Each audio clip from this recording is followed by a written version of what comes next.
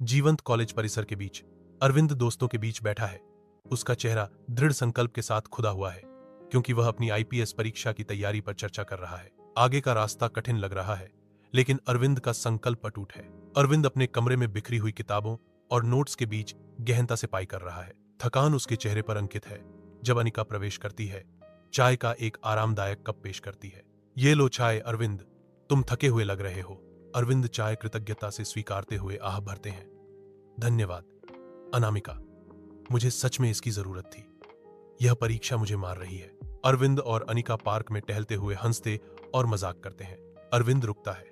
उसके चेहरे पर एक गंभीर भाव है। अनामिका, मैं तुमसे प्यार करता हूं। अनिका जवाब देती है। उसकी आवाज सौम्य लेकिन दृढ़ है। मैं तुम्हें भी पसंद करती हूं अरविंद, लेकिन मैं अभी किसी रिश्ते के लिए तैयार नहीं हूं। अरविंद ने सिर हिलाया।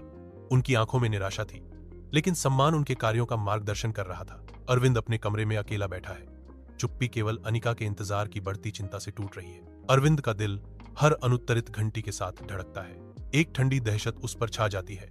जब वह अनिका के पास जाता है तो एक ठंडी दहशत उस पर छा जाती है। सालों बाद अरविंद एक प्रभावशाली आईपीएस अधिकारी के रूप में खड़े हैं।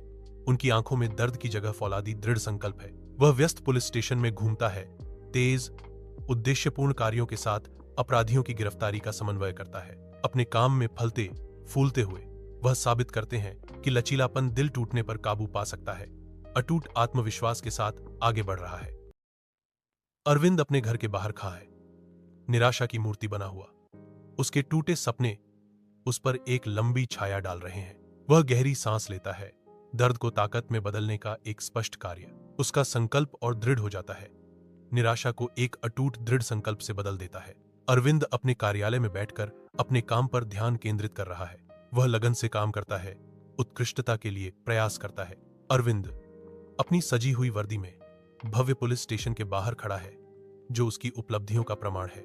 उसका चेहरा साकार हुए सपनों की संतुष्टि को दर्शाता है, जो गर्व और अटूट आत्मविश्वास से चमक रहा है।